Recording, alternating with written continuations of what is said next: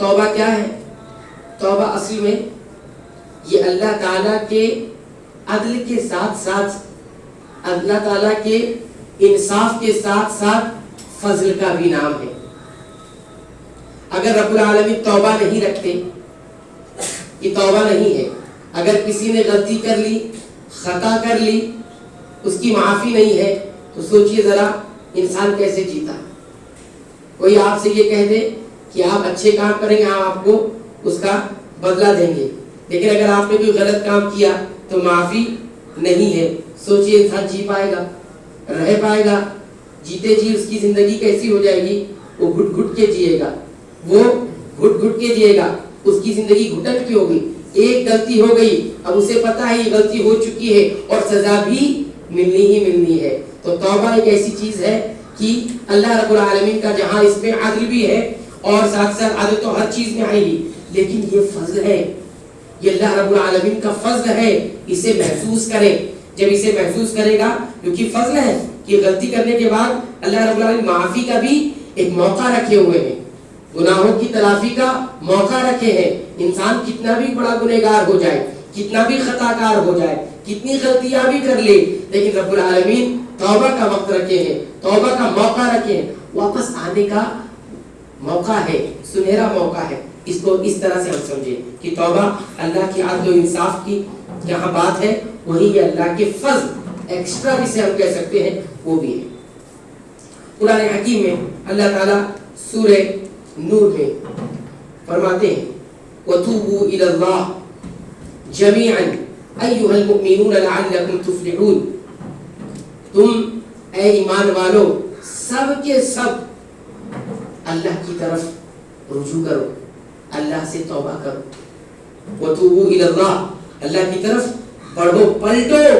اللہ کی طرف پلٹنے کا مطلب یہ ہے کہ اللہ کی نافرمانی کو چھوڑ کر اب اللہ کی فرما برداری کی طرف آؤ۔ رجوع کہتے ہیں، توبہ کہتے ہیں کہیں سے لوٹ کر کہیں جانا۔ آپ کو جانا وہاں نہیں تھا، لیکن آپ چلے گئے، اب چلے گئے ہیں تو کیا ہوا؟ واپس آ جائیے، جہاں سے نکل کر گئے تھے وہاں واپس آ جائیے۔ تو وَتُوبُوا إِلَى اللَّهِ، اے مومنوں، اور خاص طور پر ایمان کا یہاں پر حوالہ دیا گیا ہے کہ تقوی اختیار کرنا، توبہ اختیار کرنا اور پلٹ کر اللہ کی طرف آنا، یہ کس کی صفت ہے؟ ایمان والوں کی صفت ہے۔ اگر کوئی اس صفت کو اختیار کرتا ہے تو وہ اپنے ایمان والا ہونے کا ثبوت پیش کرتا ہے۔ کوئی خاتون اگر یہ اس چیز کو اختیار کرتی ہے تو اپنے مومنہ ہونے کا ثبوت پیش کرتی ہے۔ کوئی مرد اگر اس کو اختیار کرتا ہے تو وہ اپنے ایماندار ہونے کا یا ایمان والے ہونے کا ثبوت پیش کرتا ہے کہ ہم ایمان والے ہیں، تبھی اللہ سے رجوع کر رہے ہیں۔ ورنہ جس کا ایمان اللہ پر ہے ہی نہیں، وہ رجوع کیسے کرے گا؟ وہ اللہ کی طرف کیسے پلٹے گا؟ رجوع کا مطلب ہوتا ہے پلٹ جانا، اللہ کی فرما برداری کی طرف آ جانا، نافرمانی چھوڑ کر اللہ کی بات جو نہیں مانی گئی ہے اس کو چھوڑ کر اللہ کی ماننے پر آ جانا۔ وَتُوبُوا إِلَى اللَّهِ جَمِيعًا أَيُّهَا الْمُؤْمِنُونَ، اتنا کہنے کے بعد اللہ تعالیٰ نے آخری آیت کے آخری ٹکڑے میں کہا اگر توبہ کر لو گے، اللہ کی طرف رجوع کر لو گے، فائدہ کیا ملے گا، نتیجہ کیا نکلے گا؟ لَعَلَّكُمْ تُفْلِحُونَ، تم کامیاب ہو جاؤ گے۔ معنی یہ ہوا کہ توبہ کرنے کے بعد توبہ مقبول بھی ہوتی ہے، توبہ قبول بھی ہوتی ہے، ایکسیپٹ بھی ہو جاتی ہے۔ ایسا نہیں ہے تم کتنا بھی گڑاتے رہو، روتے رہو، ہاں سجدے میں سر رکھے رہو، ایسا نہیں ہوگا، اللہ معاف نہیں کرے گا۔ لعلکم تفلحون، اللہ معاف کرے گا، فلاح دے دے گا۔ فلاح کا معنی سمجھتے کسے کہتے ہیں؟ فلاح کہتے ہیں اللہ کی رحمت بھی حاصل ہوگی اور اللہ کے غضب سے بچ بھی جاؤ گے۔ اللہ ناراض ہوا ہے نا، وہ ناراضگی بھی ختم ہو جائے گی اور اللہ تعالیٰ اپنی رحمت پہ ڈھانپ بھی لے گا۔ لعلکم تفلحون، تو یہ آیت کریمہ ہمیں بتاتی ہے کہ توبہ کی جانی چاہیے۔ اگر کوئی انسان توبہ نہیں کرتا ہے، اللہ کی نافرمانی سے پلٹتا نہیں ہے، نہیں چھوڑتا نافرمانی، لگا ہوا ہے گناہ میں، ڈبا ہے اپنے آپ کو گناہ کے اندر، تو کیا ہے؟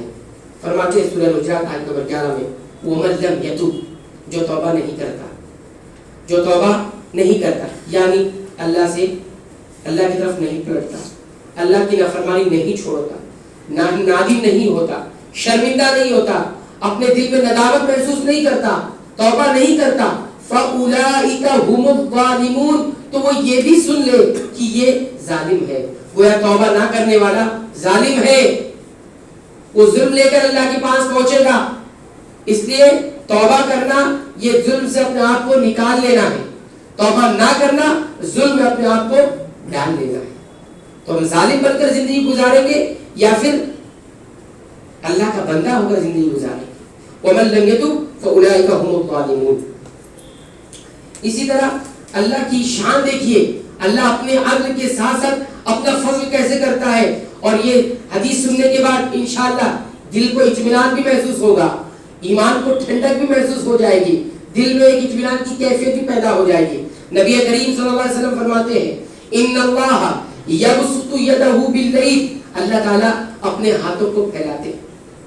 کیسے پھیلاتے ہیں؟ یہ اللہ اپنی شان کے مطابق. ہم اس کی کوئی کیفیت نہیں بیان کرتے، ہم اس کی کوئی مثال نہیں بیان کرتے، ہم اس کی کوئی تشبیہ نہیں دیتے.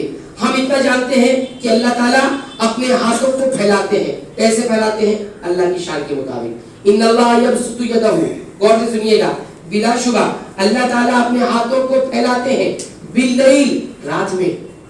رات میں اللہ تعالیٰ اپنے ہاتھوں کو پھیلاتے ہیں. کیوں؟ سنیے کیوں. لیتوب مسیء النہار، لیتوب مسیء النہار، تاکہ دن کا غلط کام کرنے والا رجوع کر لے اللہ سے، پلٹ جائے اللہ کی طرف. دن میں گناہ کی زندگی گزارنے والا، دن کے اجالے میں اللہ کی نافرمانی کرنے والا، اب رات میں اللہ نے ہاتھ پھیلائے ہیں، یعنی اللہ اپنی رحمت کو کھول دیا ہے. اب کیا ہے؟ اس میں وہ رجوع کر لے، معافی مانگ لے. اللہ دن بھر بہت غلطی ہوئی، دن بھر میں نے بہت نافرمانی کی، بہت معصیتیں کی، بہت گناہوں میں پڑا رہا، لیکن اب نادم ہوں، اب شرمندہ ہوں، اب تیرے حضور حاضر ہو گیا ہوں، تو مجھے معاف کر دے. پھر فرماتے ہیں وَيَبْسُطُ يَدَهُ، اور یہ موقع بھی ختم نہیں ہوا ہے. کہتے ہیں وَيَبْسُطُ يَدَهُ بِالنَّهَارِ، اللہ اپنے ہاتھوں کو دن میں بھی پھیلاتے ہیں، اپنے ہاتھوں کو دن کے موقع پہ بھی ہاتھ پھیلاتے ہیں. کیوں؟ لیتوب مسیء اللیل، اب رات میں گناہ کرنے والا پلٹ آئے، لوٹ آئے، توبہ کر لے. لیکن یہ سلسلہ کب تک چلتا رہے گا؟ روز تو ہوتا رہے گا، لیکن یہ سلسلہ کب ختم ہوگا؟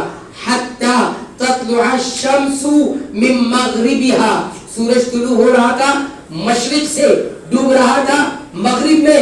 ہاں، سورج طلوع کہاں سے ہو رہا تھا؟ مشرق سے، ڈوب کہاں رہا ہے؟ مغرب میں. یعنی جہاں سے طلوع ہوتا تھا وہاں سے طلوع نہیں ہو کر اب کہاں سے طلوع ہوگا، نکلے گا سورج نکلے گا جہاں سے سورج ڈوبتا تھا وہاں سے. اگر وہاں سے سورج نکلنا شروع ہوگا یعنی قیامت آ گئی، قرب قیامت شروع ہو گئی، تو اس وقت یہ سلسلہ بند ہو جائے گا. لیکن اس سے پہلے تو سلسلہ توبہ کا، اللہ کی مغفرت کا، اللہ کی جانب سے معافی کا سلسلہ جاری رہے گا، دن کے موقع پر بھی اور رات کے موقع پر بھی. جہاں پر دن کا اجالا ہے یہ سلسلہ جاری ہے، جہاں پر رات کا اندھیرا ہے وہاں بھی یہ سلسلہ جاری ہے. لیکن سلسلہ ختم بھی ہوگا. اللہ نے اس کی ایک حد بھی رکھی ہے، اور حد کیا ہے؟ جب سورج مشرق سے طلوع نہ ہو کر مغرب سے طلوع ہونے لگے، یعنی جہاں ڈوبتا ہے وہاں سے نکلنے لگے، تب یہ سلسلہ ٹوٹ جائے گا، یہ سلسلہ ختم ہو جائے گا اللہ رب العالمین کے حکم سے. تو آپ ذرا سوچئے، دن اور رات اللہ رب العالمین کی رحمت پڑ رہی ہے، دن اور رات اللہ رب العالمین ہاں بندوں کو توبہ کا موقع دے رہا ہے.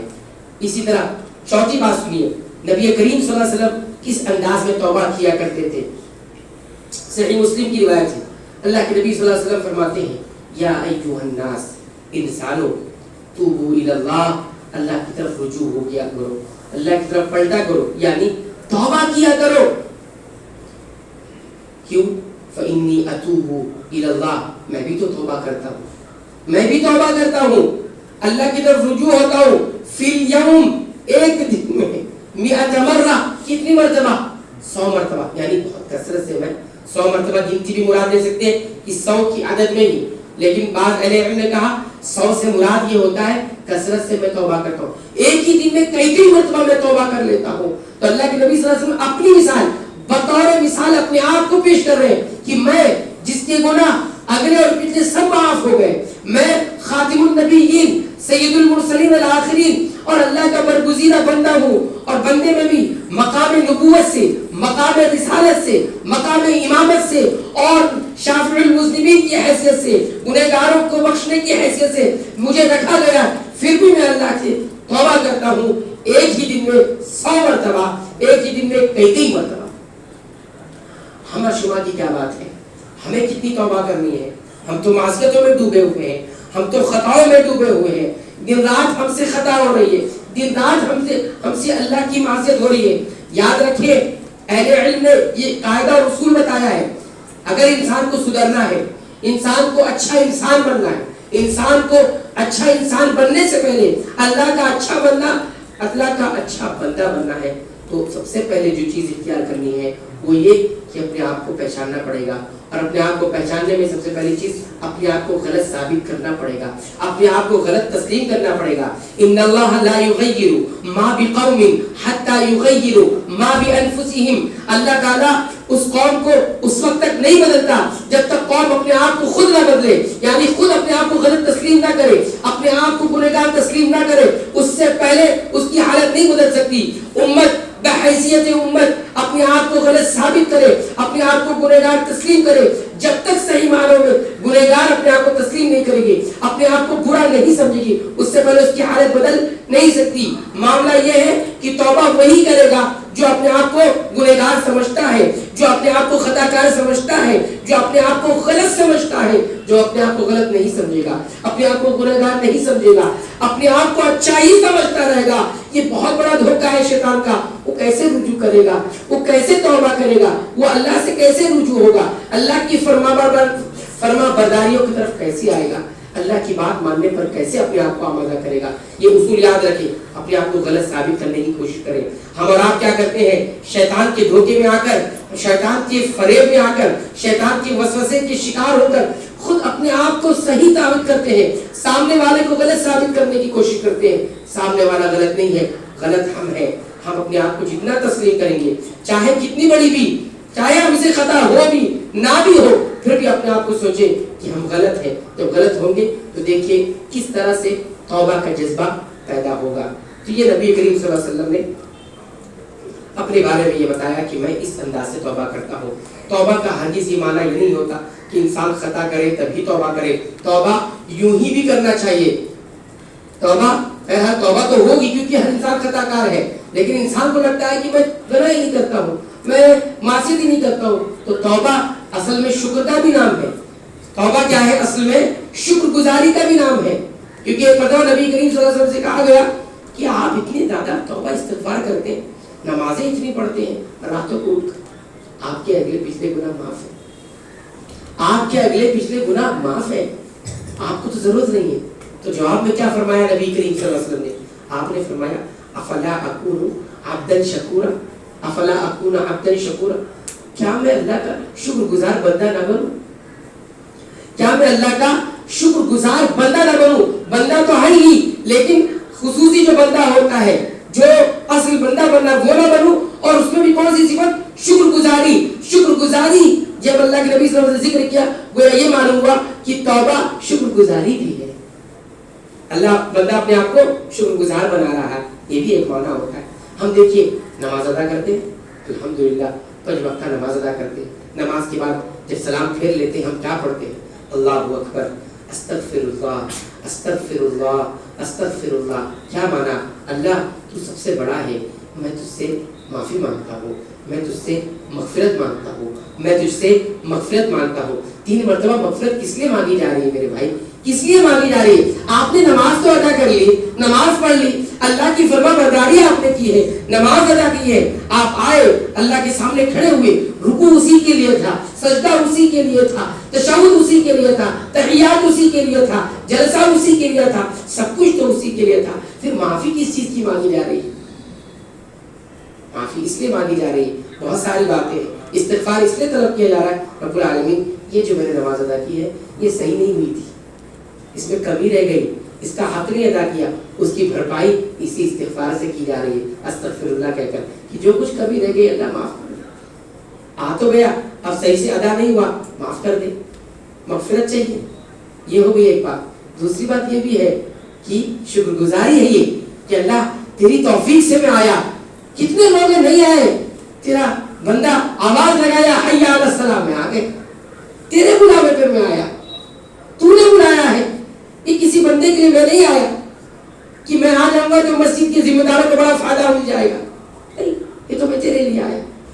تو یہ شکر گزاری بھی ہے, اس لیے بھی استغفر اللہ, ورنہ یہاں پر موقع نہیں ہے استغفر اللہ کہنے کا. نماز کے بعد استغفر اللہ کہنے کا کون سا موقع ہے؟ ٹھیک ہے, یہ بات. اب ہمیں یہ سمجھنا ہے کہ توبہ ہے کیا چیز.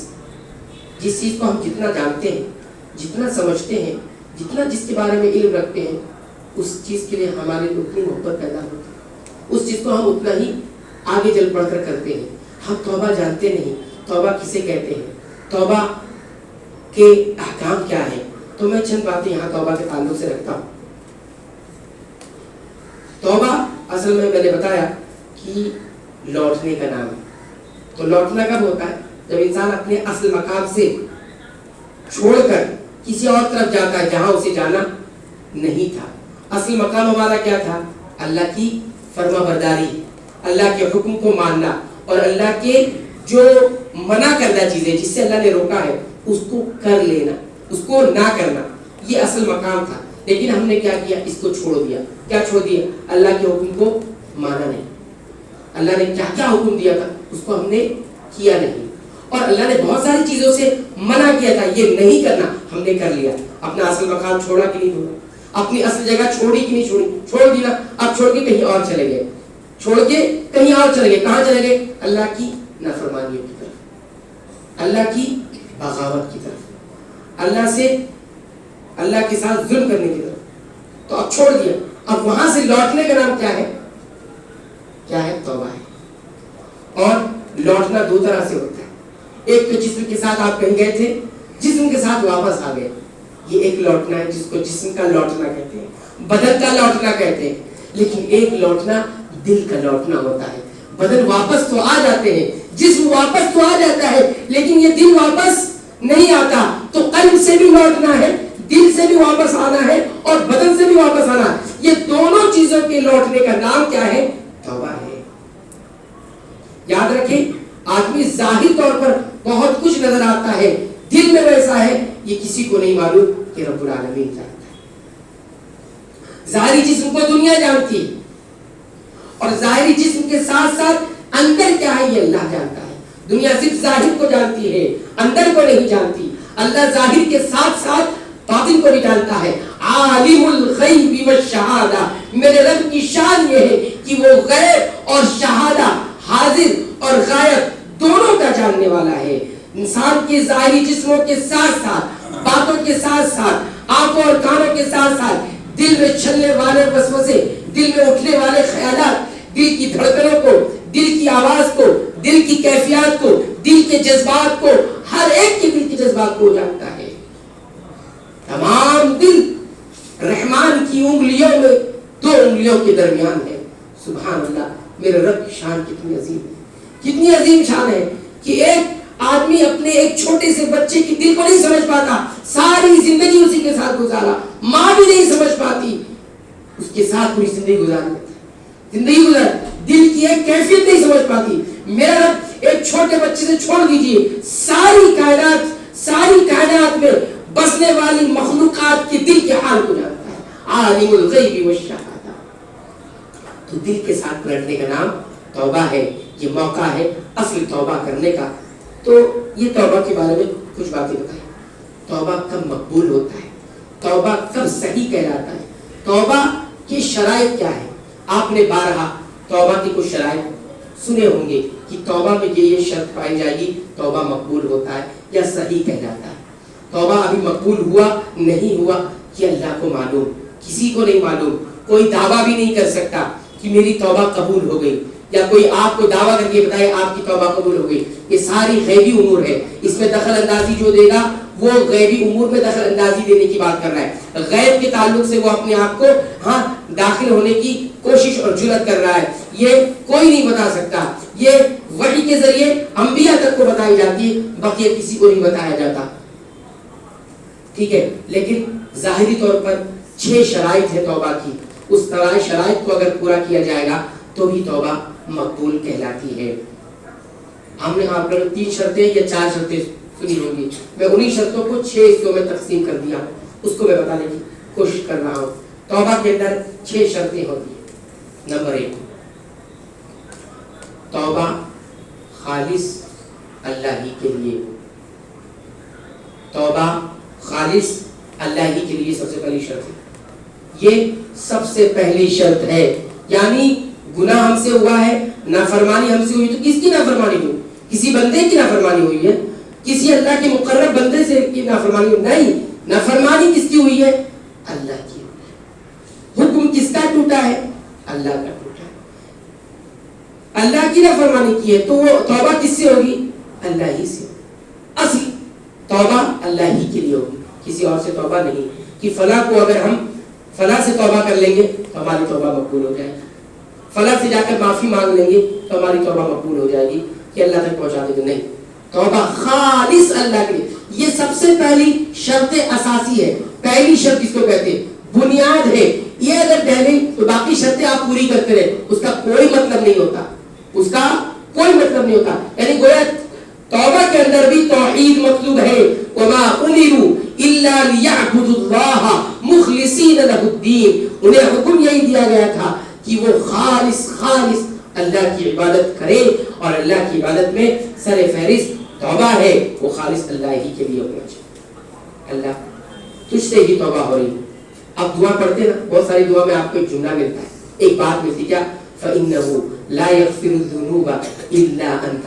ہے نا دعا میں غالباً سید الاستغفار میں آخری جو جملہ یہ ہے, اللہم انت ربی لا الہ الا انت خلقتنی وانا عبدک وانا علی عہدک ووعدک ما استطعت اعوذ بک من شر ما صنعت ابوء لک بنعمتک علی وابوء بذنبی فاغفر لی فإنہ لا یغفر الذنوب الا انت.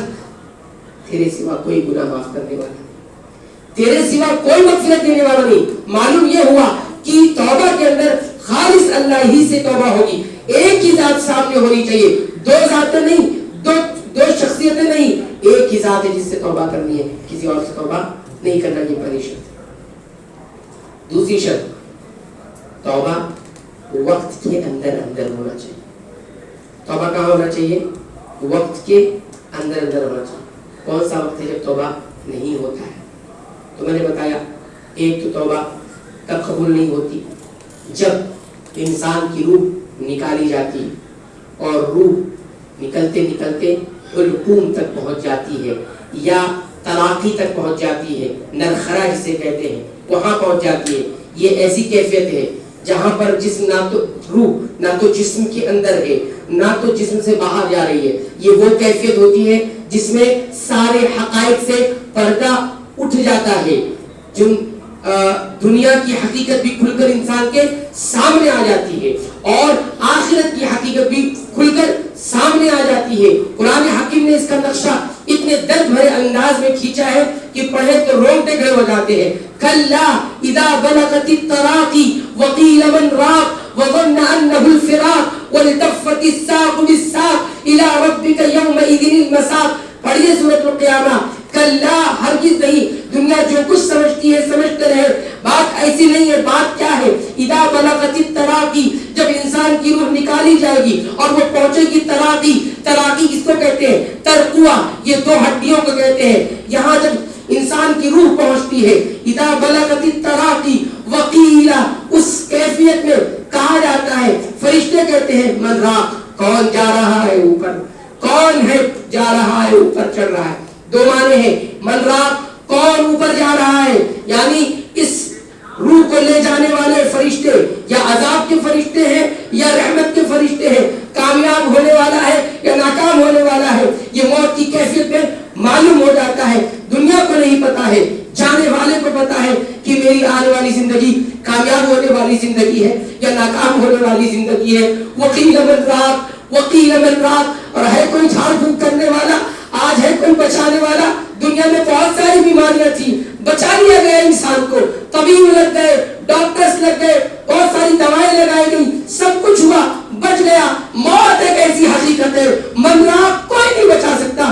انسان کو بتایا جاتا ہے انسان تو کتنا سرکش تھا, انسان تو کتنا متکبر تھا, رب کی کتنی نافرمانیاں تو نے کی. من راق آپ بتا دو کون تجھے بچا سکتا. وقیل من راق وظن انه الفراق وظن انه الفراق. انسان کو پھر یقین ہو جاتا ہے اب جدائی کا وقت آ چکا، دنیا کو چھوڑنے کا وقت آ چکا. وہ دنیا جس سے میں نے زندگی بھر لو لگایا، وہ دنیا جس سے میں نے زندگی بھر دل لگایا، اس کے لیے رب کی رحمتوں کو ٹھکرا دیا، رب کی مغفرتوں کو ٹھکرا دیا، رب کے حکموں کو نہیں مانا. وَظَنَّ أَنَّهُ الْفِرَاقُ، اب وہ جدائی کا وقت، رب دنیا کو چھوڑنے کا وقت آ چکا. یہ یقین ہو جائے گا. یہی ظن ہے جس کو دنیا والے گمان کہتے ہیں. موت کے اس لمحے میں وہ یقین سے بدل جائے گا. اور اس سے پڑھ کر آپ سوچی میں فرماتے ہیں وَلِتَفَّتِ السَّاقُ بِالسَّاقِ، موت کی اس کیفیت میں ایک پنڈلی دوسرے پنڈلی سے مل جاتی ہے، ایک پنڈلی دوسرے پنڈلی سے مل جاتی ہے، ایک ساق دوسرے ساق سے مل جاتی ہے. حضرت عبداللہ ابن عباس رضی اللہ تعالیٰ عنہ فرماتے تم کو معلوم ہے ایک پنڈلی کا کیا مطلب ہے، دوسرے پنڈلی کا کیا مطلب ہے؟ کہتے ہیں موت ہی کہ وقت ہی وہ گھڑی ہے جہاں پر انسان کو دنیا کا آخری دن اور آخرت کا پہلا دن دکھائے. ایک پنڈلی سے مراد دنیا کا آخری دن ہے. دیکھ انسان یہ دنیا کا آخری دن ہے جس میں تو رہا، اور دیکھ انسان جس دنیا میں تو اب جا رہا ہے یہ دنیا کا پہلا یا آخرت کا پہلا. اسی لیے کہتے ہیں کہ اس کیفیت کو دیکھنے کے بعد انسان اتنی سخت تکلیف میں آتا ہے، اتنی سخت تکلیف میں آتا ہے کہ بسا اوقات انسان کی پنڈلی ایک پنڈلی دوسرے پنڈلی سے مل جاتی ہے. وَالْتَفَّتِ السَّاقُ بِالسَّاقِ إِلَىٰ رَبِّكَ يَوْمَئِذٍ الْمَسَاقُ، اب اس کو ہانک کر کہاں لے جایا جاتا ہے؟ رب کی طرف لے کے جاتا ہے. تو توبہ اس کیفیت میں قبول نہیں ہوتا کیونکہ غیب کے پردے اٹھا دیے گئے. اب جس زندگی کے لیے تمہیں ایمان کی دعوت دی جا رہی تھی وہ زندگی تو نظر آ گئی، اب توبہ مقبول نہیں ہوگی. یہ غرغرے کا وقت ہوتا ہے جب روح القلب تک پہنچ جاتی، اس سے پہلے توبہ ہے. یہ دیکھیے توبہ کا وقت بہت بڑا بھی ہے اور بہت چھوٹا بھی ہے. اگر سانس یہاں پہنچ گئی، روح یہاں تک پہنچ گئی تو پھر کوئی توبہ نہیں ہے. لیکن جب تک زندہ ہے، جب تک سانس جسم میں چل رہی ہے، روح اندر موجود ہے، تب تک رب العالمین نے توبہ کا دروازہ کھول رکھا ہے. تو یہ ایک وقت ہو گیا موقع کے اندر ہونا چاہیے. اور دوسرا ایک وقت ہے جو پہلے بھی بیان کیا جا چکا کہ توبہ اگر کب تک قبول ہوگا؟ جب تک تو یہ کیفیت سے پہلے. دوسرا سورج کے مغرب سے طلوع ہو، جب مغرب سے طلوع ہونے لگ جائے گا تب توبہ مقبول نہیں ہوگی. یہ آخری وقت کی بات ہے جب بھی قیامت ہوگی اور سورج اگر ادھر سے تب اس وقت بندوں کی توبہ قبول نہیں ہوگا. تو یہ بھی شرط کو یاد رکھیں، اس وقت یہ قبول نہیں ہوگا. تیسری چیز شرط میں ہے وہ یہ کہ گناہوں سے فوری طور پر رک جانا ہے. جس گناہ سے آپ توبہ کر رہے ہیں، جس گناہ سے آپ اللہ کی طرف رجوع ہو رہے ہیں، اس کو فوراً اس سے روک دینا ہے. ایسا نہیں کہ کرتی بھی رہے اور توبہ بھی کرتے رہے، نہیں. اسی لیے کہتے ہیں کہ اس شرط میں انسان کے پریزنٹ یعنی حال کا تعلق ہے کہ فوراً اس گناہ سے رک جائے، چھوڑ دے اس گناہ کو، ترک کر دے، بالکل ہاتھ اٹھا لے اس کی گناہ نہیں کرنا. یہ تیسری شرط ہے. چوتھی شرط جس کا تعلق انسان کے ماضی سے، گناہ پر نادم ہو، شرمندہ ہو. بغیر ندامت اور شرمندگی کے توبہ نہیں ہوتی، بلکہ ایک حدیث میں اس طرح سے فرمایا الندم توبۃ، شرمندگی ہی تو توبہ ہے. آدمی شرمندہ، تو اس کا تعلق کس سے؟ ماضی سے، پچھلے والے گزرے والے وقت سے. انسان نادم ہو. وہ کہتے ہیں جب بھی گناہ ہو یاد آئے جس نے گناہ کیا تھا، اس نے دل میں ندامت محسوس ہو، میں نے کیا کیا، یہ مجھ سے کیا ہوا، یہ نہیں ہونا چاہیے تھا. لیکن آج اس کے برعکس ہے، لوگ گناہ کرنے کے بعد اسے بیان کرتے ہیں اور خوش ہوتے ہیں، میں نے یہ کیا، میں نے دیکھی کس طرح سے اس کو برباد کیا، میں نے دیکھی کس طرح سے اس کے ساتھ بے ایمانی کی، اس کو مال کو ہتھیایا، کیسے بنا الٹا. تو یہ چوتھی شرط ہے. پانچویں شرط جس کا تعلق آنے والی زندگی سے، یعنی جس گناہ سے توبہ کر رہا ہے اس کی طرف نہ لوٹنے کا عزم کرے کہ اب یہ نہیں ہوگا، اب یہ نہیں ہونے والا. آج اس ماہ رمضان میں ہم بہت سارے گناہوں سے توبہ کر لیتے ہیں نا، لیکن نیت میں یہ شامل ہوتے ہیں کہ ایک چاند دیکھ کے ہم اس گناہ سے رکے ہیں، اگلا چاند دیکھ کر ہم اس گناہ کو کریں گے. یہ توبہ نہیں میرے بھائی.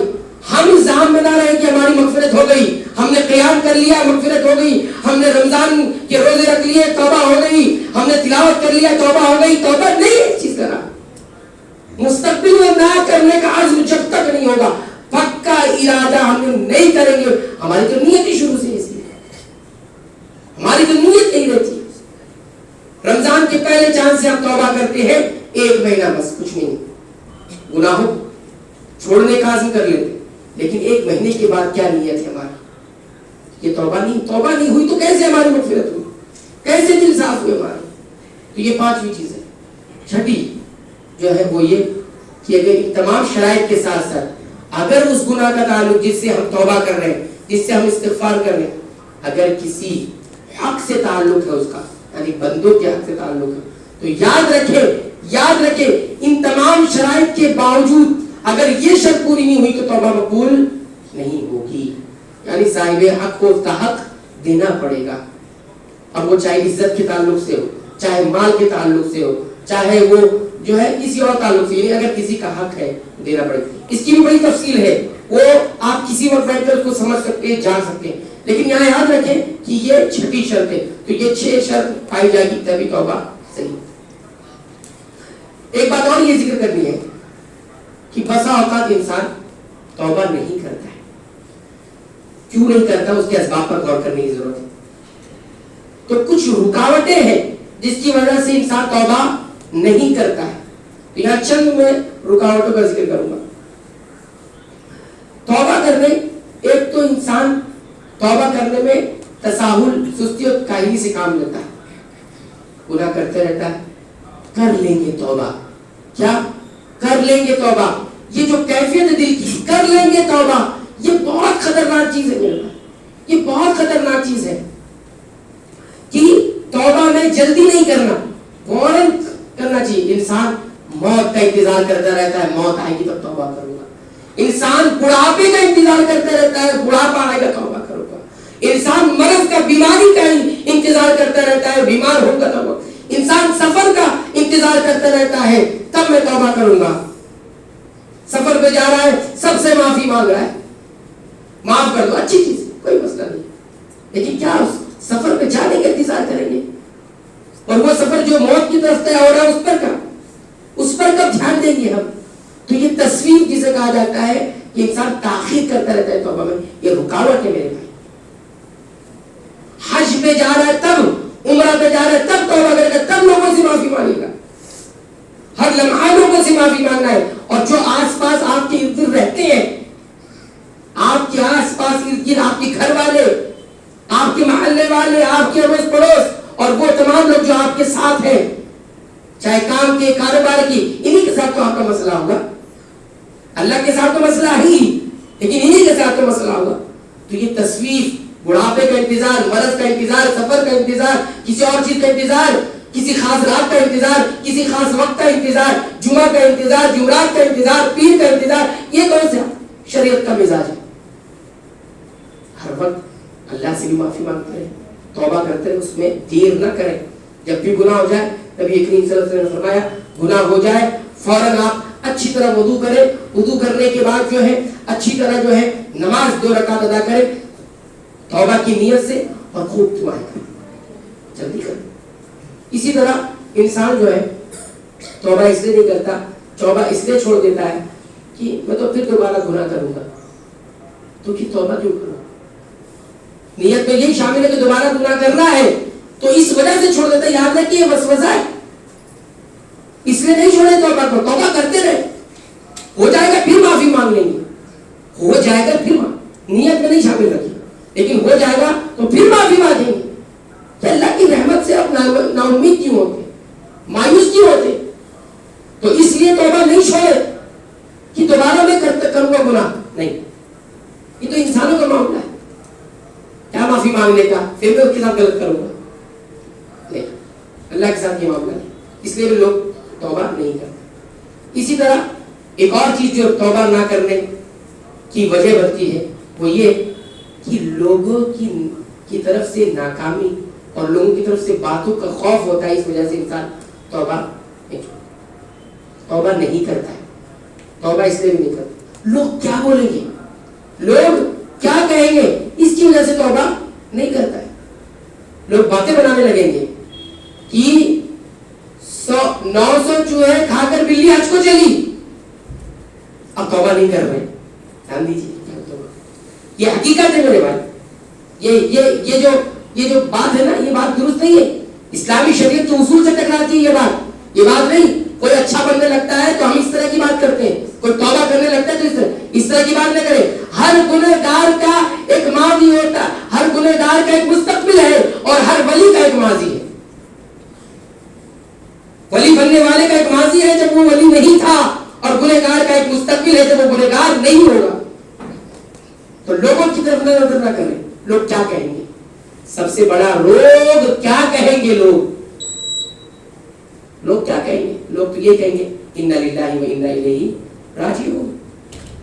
اس کے بعد ایک چیز اور ہے کہ توبہ انسان اس لیے بھی نہیں کرتا ہے کیونکہ اس کو اپنے مقام مرتبے کا خیال ہوتا ہے. جس گناہ میں پڑا ہوا اس پہ اس کا مقام مرتبہ بنا ہوا ہے، توبہ نہیں کرے گا، نہیں چھوڑے گا اس گناہ کو، اللہ سے نہیں رجوع ہوگا، کیونکہ ایسا کرنے سے اس گناہ کو چھوڑنا پڑے گا. اور اس گناہ سے ہمارا مقام جڑا ہوا ہے، ہماری پوزیشن جڑی ہوئی ہے، ہماری شہرت جڑی ہوئی ہے، اور ہمارا جاہ و منصب جڑا ہوا ہے. اس وجہ سے نہیں کر رہا، اس وجہ سے توبہ نہیں کر رہا. اللہ سے معافی مانگے، معاف کر. ارے اللہ سے معافی مانگنے کا مطلب یہ گناہ کو چھوڑو،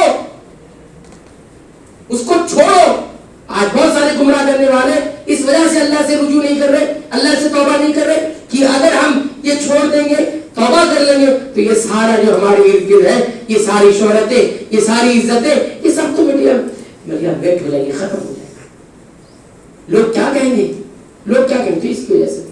اور ایک اس طرح سے لوگ توبہ اس لیے بھی نہیں کرتے، اللہ کی رحمت پر ہی اعتماد کیوں، اللہ معاف کر دے گا، اللہ معاف کر دے گا. اللہ کی رحمت کی وسعت پر اعتماد کرتے ہوئے کیا کر رہے ہیں؟ توبہ نہیں کر رہے، گناہ میں آگے بڑھتے چلے جا رہے ہیں. گناہ کرتے رہو. اللہ کی رحمت بڑی وسیع ہے، ہم معاف ہو جائے. کہاں کس شریعت میں کدھر بات آئی ہے؟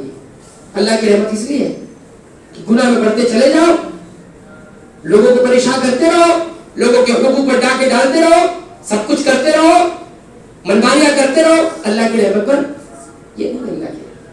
اللہ کی رحمت یہ کہ اس کی طرف اور تک اس کو ڈھانپے گا، اس لیے بھی توبہ نہیں کرتے.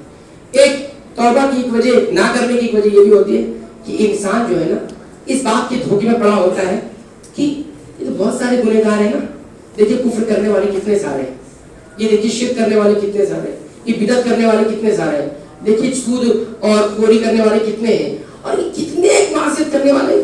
اچھے لوگ تو چند ہیں، اتنے سارے لوگ خراب ہیں تو میں کیوں توبہ کروں، میں کیوں اچھا بنوں؟ یہ دھوکہ ہے. آپ یاد رکھیے اللہ کا ایک قانون ہے، ایک قانون کا نام امہال ہے. اللہ مہلت دیتے ہیں، ڈھیل دیتے ہیں. تو ڈھیل کو ہم یہ نہ سمجھے کہ اللہ تعالیٰ اتنے سارے لوگوں کو جنت میں ڈال دے گا، جہنم میں ڈال دے گا. ایک میرے توبہ کرنے سے کیا ہونے والا؟ تو توبہ نہیں کرتا. یہ بھی ایک نماز پڑھ کے کیا ملے گا؟ اتنے سارے بے نمازی ہیں، ان کو اللہ تعالیٰ جہنم میں ڈال دیں گے. روزہ نہیں رکھتے، کیوں نہیں رکھتے؟ اس لیے کہ بہت سارے لوگ روزہ نہیں رکھتے. کیوں؟ اتنے سارے جو بے روزگار ہیں ان کو اللہ تعالیٰ کیا کر دیں گے؟ بے روزگار ہیں ان کو اللہ تعالیٰ جہنم میں ڈال دیں گے. تو یہ بھی ایک دھوکہ، یاد رکھیں.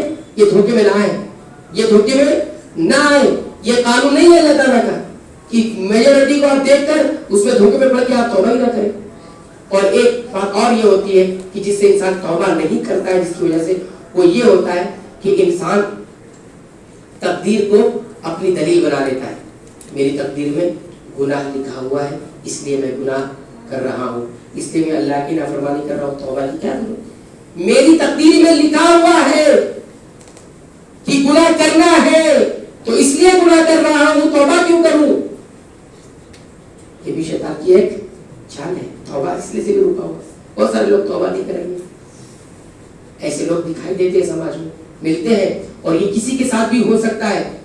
یہ دھوکہ شیطان وسوسے ڈالتا رہتا ہے. وہ تو چاہتا ہے توبہ نہ کرے. اس نے توبہ نہیں کی تھی نا، آدم نے توبہ کی، اس لیے تو اتنے مقام پہ کہلائے. آدم نے توبہ کی، غلطی ہوئی نا. ربنا ظلمنا انفسنا وان لم تغفر لنا وترحمنا لنكونن من الخاسرین. اے اللہ غلطی ہوئی ہے، میں نے ظلم کیا، پھل کھانے سے منع کیا تھا، قریب جانے سے منع کیا تھا، میں گیا پھل کھایا، توبہ کر لیا. اور شیطان اڑا رہا.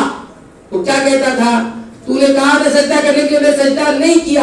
انا خیر منہ، ہوں، میں نے یہ کہا کہ میں بہتر ہوں، اس سے میں سجدہ نہیں کروں. تو تقدیر کو بہانہ بنا کر لوگ گناہ کرتے ہیں، توبہ اس وجہ سے بھی نہیں کرتے ہیں. تو تقدیر میں تو بہت کچھ بہانے بنا سکتے ہو آپ. توبہ کرنے والا یہ بھی کر سکتا ہے میری تقدیر میں توبہ لکھا ہے اس لیے توبہ کر رہا ہوں. ہاں، تقدیر کا بہانہ نہیں بنایا جا سکتا. تقدیر میں کیا ہے آپ کو معلوم، تقدیر میں کیا ہے مجھے معلوم، یہ صرف رب العالمین کو معلوم ہے. اس لیے اللہ تعالیٰ نے اختیار دے رکھا ہے. اب ان سے پوچھو، یہ عقل مندی کی جو بات کرنے والے لوگ ہیں، تقدیر کا بہانہ کہہ کر زنا کر لیا تو لکھا ہوا تھا کیا، نماز نہیں پڑھو لکھا ہوا اس لیے نہیں پڑھ رہا، دیگر اور گناہ کر رہے ہیں. آپ کہیں ان سے کہ سڑک اور روڈ کراس کرتے ہیں نا، روڈ کراس کرتے وقت آپ سیدھا روڈ کراس کر لیجئے، یہ دائیں بائیں جھانک کر دیکھتے کہ کون آ رہا ہے کہ نہیں آ رہا ہے، گاڑی آ رہی ہے کہ نہیں آ رہی ہے. تقدیر میں لکھا ہوگا چلے جائیں گے نا. آپ دیکھتے کیوں ہے دائیں بائیں؟ چلے جائیں، میری تقدیر میں لکھا ہے میں بچ جاؤں گا. یہ جھانکنا ہی تو اصل ہے، یہی تو اختیار ہے آپ کو کہ دیکھو کہاں نقصان ہوگا کہاں نقصان نہیں ہوگا. گاڑی آ رہی ہے نہیں آ رہی ہے، نہیں آ رہی ہے تب پار ہوگا، اس کے بعد بھی حادثے ہوتے ہیں. تقدیر میں لکھا ہوا. کہنے کا مقصود یہ کچھ باتیں جو توبہ، یہ جو باتیں میں یاد دہانی کے طور پر بتا رہا ہوں کہ یہ بہت ساری باتیں ہیں جس کی بنیاد پر انسان توبہ نہیں کرتا ہے. ایسی بہت ساری باتیں ہوں گی جو نہیں ہوگی ہمارے، ہم اس طرح نہیں سوچتے ہوں لیکن سوچتے ہیں. تو ان تمام چیزوں پر دھیان دینا چاہیے. وقت زیادہ ہو گیا لیکن میں ایک بات اور بھی کہوں گا، وہ یہ کہ توبہ کرنے کے لیے ہمیں ان لوگوں کو دیکھنا ہوگا کہ جو توبہ کرتے ہیں کیسی توبہ ہوتی ہے، کیسی توبہ ہوتی، تاکہ ہمارے اندر توبہ کا جذبہ پیدا ہو. صحابہ کرام سے 2 مثال میں دیتا ہوں بہت مشہور. ایک صحابی ہے معاذ بن مالک، ان سے زنا ہو گیا، گناہ ہو گیا. کیا؟ زنا ہو گیا. اب زنا ہو گیا، کسی کو نہیں معلوم ہوا حقیقی توبہ کسے کہتے ہیں. میں کہنا کسی کو نہیں معلوم ہوا کہ زنا ہوا، لیکن مجمع میں اللہ کے رسول صلی اللہ علیہ وسلم بیٹھے ہیں، آئے پڑھانے کی بات کہا اللہ کے رسول مجھے پاک کر دیجیے، مجھے پاک کیجیے. اللہ کے رسول نے پوچھا نہیں کیا ہوا ہے، کہا کہ جائیے اللہ سے توبہ کیجیے. اسی مرتبہ بھی کہا اللہ کے رسول مجھے پاک کیجیے، اللہ کے رسول نے کہا جائیے اللہ سے مغفرت مانگیے. تیسری مرتبہ بھی کہا اللہ کے رسول پاک کر دیجیے، کہا کہ جائیے اللہ سے توبہ. پوچھا نہیں کون سا گناہ ہے، کیوں پاک کر رہا ہے. چوتھی مرتبہ پوچھا کس سے پاک کر رہا ہے، کیا ہوا اسے، بولے زنا. جب زنا کا نام سنا نبی کریم صلی اللہ علیہ وسلم نے کہ غلط کاری بدکاری ہو گئی ہے، اللہ کے رسول نے فرمایا اس کو معلوم ہے زنا کی سزا کیا ہے. دیکھو یہ شراب تو نہیں پی رکھی ہے، منہ سونگا گیا، کہا شراب تو نہیں پی رکھی ہے. کہا دیکھو اس کو پاگل تو نہیں ہو گیا، اس کے قبیلے والے سے پوچھو، ان کے گھر والوں سے. کہا یہ پاگل بھی نہیں، ان کو پتا ہے زنا کی سزا کیا ہے. اللہ کے رسول پاک کیجیے، گناہ ہو گیا مجھ سے. اللہ کے رسول نے کہا لے جائیے ان کو سنسار کی. آپ سوچ سکتے ہیں اس کو حقیقی توبہ. اور ان کو سنسار کیا گیا، زمین میں گڈھا کھودا گیا، کڑا کھودا گیا، ڈالا گیا، سینے تک ان کو دفن کر دیا گیا، اور اس کے بعد پتھر مارے گئے. پتھر صحابہ کرام نے مارے، پتھر لگتا تھا، جب پتھر لگنے لگا زخم کی تاب نہیں ہوئی تو نکل کے بھاگنے لگے، بہرحال صحابہ کرام نے ان کو مارتے مارتے ان کو اس طرح سے ان کو سزا دی، حد جاری ہوئی. لوگ جب ان کا انتقال ہو گیا، سارے معاملات ہو گئے، لوگ بات کرتے تھے اور کہتے تھے معاذ کی غلطی کی وجہ سے ہلاک ہو گئے، کتنے بیوقوف تھے وہ، بچ جاتے نا، ان کی غلطیوں نے انہیں ہلاک کر دیا. کچھ نے کہا کہ معاذ نے بڑی اچھی توبہ کی ہے، بڑی اچھی توبہ کی ہے. ایسی بات ہونے لگی، 2-3 دن گزر گئے، نبی کریم صلی اللہ علیہ وسلم واپس آئے، لوگوں کی بات سنی تو اللہ کے رسول نے فرمایا کہ تم معاذ کے لیے دعا کرو، معاذ کے لیے دعا کرو، ان کی مغفرت کے لیے دعا کرو. معاذ نے ایسی توبہ کی ہے کہ اگر اس توبہ کو بانٹ دیا جائے، تقسیم کر دیا جائے، سب کے گناہ معاف ہو جائے. اور سب کے گناہ نہیں، وہ انسان جو چنگی وصولتا ہے، جس کو بولتے ہیں نا ظالمانہ ٹیکس وصول کرتا ہے، اس کی معافی نہیں ہے، لیکن اس توبہ سے ان کی معافی بھی ہو جائے گی. صاف دل لے کر جانا چاہتے تھے دنیا سے, گندا دل لینا نہیں چاہتے تھے. کہنے لگے اللہ کے رسول میں کیسے اللہ کے سامنے حاضر ہوگا, اس گندے دل کو لے کر میں کیسے حاضر ہوگا, کیا منہ دکھاؤں گا. یہ ہے سچی توبہ. اور اس کے بالکل بعد ایک اور واقعہ پیش آیا. ایک اور صحابیہ تھی جن کو غامدیہ کہا جاتا ہے, ان سے بھی زنا ہوا. رسول اکرم صلی اللہ علیہ وسلم کی خدمت میں حاضر ہوئی, اللہ کے رسول مجھے پاک کر دیجیے, پاک کر دیجیے. اللہ کے رسول نے کہا جائیے اللہ سے توبہ کیجیے. اب سوچئے ان کا جواب کیا تھا. جواب یہ اللہ کے رسول وہی جواب مجھے بھی دیں گے جو جواب آپ نے ماہیس کو دیا, مجھے بھی ایسی جانے دے رہے. آپ سوچئے کہ کیسی توبہ ہوا, یہ کیسا مجھے دنیا کے اندر نقصان, انسان کو جان کا نقصان اٹھانا پڑتا ہے. اللہ کے رسول صلی اللہ علیہ وسلم نے ایسی 3 مرتبہ کو واپس کیا, بار بار یہی کہتی رہی کہ جائیے اللہ سے معافی مانگیے. لیکن جب اصرار بڑھا تو کہنے لگے اللہ کے رسول جائیے, جب بچہ جنم دیں گی تب آئیے. اب آپ سوچئے کہ وہ اتنا جو بچہ ہونے کا, جنم دینے کا جو پیریڈ ہے اتنا وقت گزارا, وہ وقت کیسا ہوگا آپ ذرا غور کیجیے. آئی جب جنم ہوا بچے کا, بچے کو لپیٹ کے کپڑے میں اور ساتھ ہی ساتھ لے کر آئی. کہ اللہ کے رسول اب تو بچہ بھی ہو چکا, اب تو مجھے پاک کیجیے, اب تو میرے لیے جو ہے حد جاری کیجیے, فیصلہ کیجیے. اللہ کے رسول صلی اللہ علیہ وسلم نے کہا ابھی اس بچے کو ضرورت ہے تمہاری, اس بچے کو آپ جو ہے دودھ پلائیے, جب یہ کھانے پینے لگے گا تب لے کر آئیے. خواتین غور سے سنیں, یہ توبہ ہوتی ہے. اس 2 سال کے وقفے میں بھی وہ جا سکتی تھی, کہیں نکل سکتی تھی, معافی ہو جاتی تھی.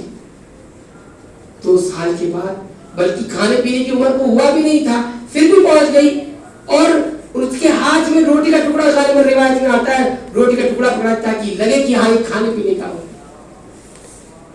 اس کے بعد جب ہے اللہ کے رسول نے دیکھا کہ بچہ کھانے پینے لگا ہے, یعنی دودھ چھوڑنے کی عمر کو پہنچ گیا ہے, تو اللہ کے رسول صلی اللہ علیہ وسلم نے کہا کہ اس بچی کو ایک مسلمان کے حوالے کر دیا, کہا کہ اس کی دیکھ ریکھ آپ کریں گے, اور پھر ان کے بارے میں فیصلہ کیا کہ ان کو رجم کر دیا جائے, سنسار کر دیا جائے.